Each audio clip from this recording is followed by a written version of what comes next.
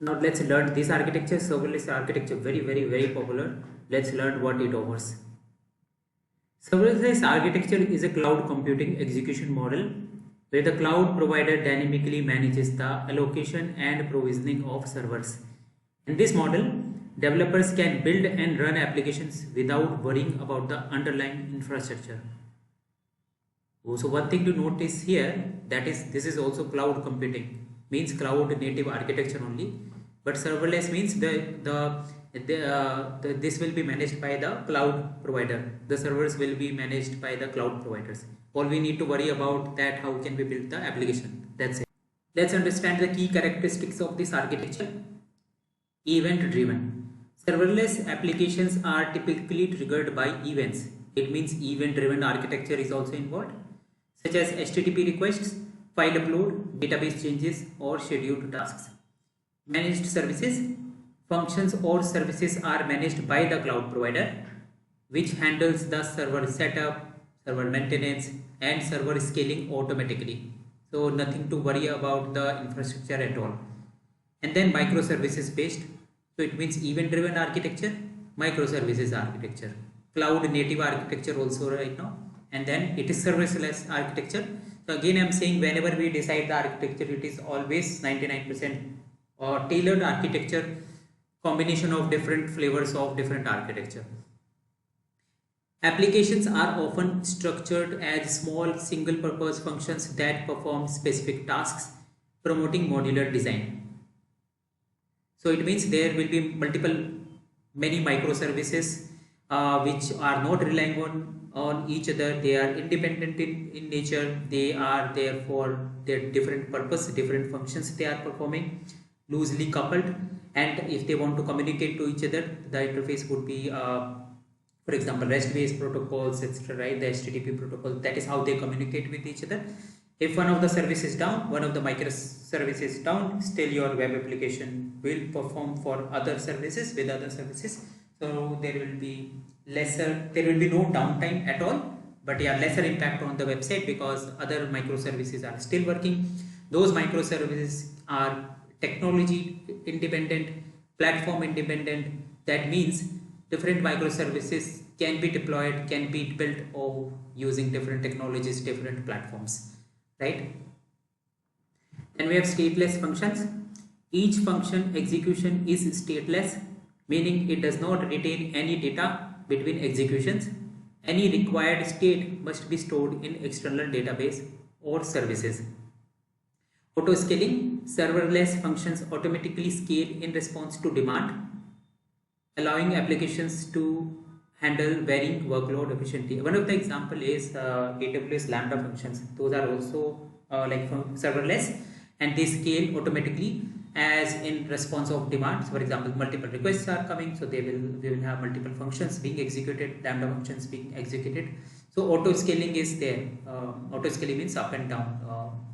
Based on need, the functions will increase or will go down. The resources will increase up or down. Pay as you go pricing. Users are billed based on actual usage. It means the number of functions invocation, making it cost effective, especially for applications with variable workload. So for example, today I am using for 500 concurrent users, tomorrow I am using for 1000 concurrent users. Maybe after the sale ends, I'm using it for only 100 users. So how many functions are being executed, on basis of that only I will be billed, I need to pay. Let's see the benefits of serverless architecture. Reduced operational overhead. Developers can focus on writing code rather than managing infrastructure because it is managed by the cloud provider. Faster development. Accelerates the development life cycle, enabling rapid iteration and deployment. Cost efficiency. Pay only for what you use, reducing cost for low traffic applications. Scalability. Automatically scales with traffic, handling large spikes in demand without manual intervention. And not only this, whatever capability we have for cloud native architecture, we will get everything for serverless architecture as well, because that serverless architecture is also on cloud. Let's see the challenges of serverless architecture. Okay, first challenge is cold start latency. What does that mean? Initial request to a serverless function may experience latency due to the time taken to spin up the environment, warm up. So few requests might take some time, right? Limited execution time. Functions often have a maximum execution time, which can be restrictive for long running tasks. And complexity in monitoring. Debugging and monitoring can be more complex due to the distributed nature of serverless application. And this one, the complexity in monitoring, right? This is always a case wherever we work for a distributed environment, whether it is cloud native architecture or microservices architecture or layered architecture. We need to have proper logging framework enabled, proper monitoring that is always required, and how can we debug those issues, right? Now let's see the use cases of serverless architecture. Web application, ideal for APIs, microservices and backend. Yes, that is a good use case. Data processing, useful for real-time data processing, ETL type of tasks, extraction, transformation and loading, and analytics. Because of course it's a service based on demand, we need to increase the function, right? So good for IoT, good for data processing as well.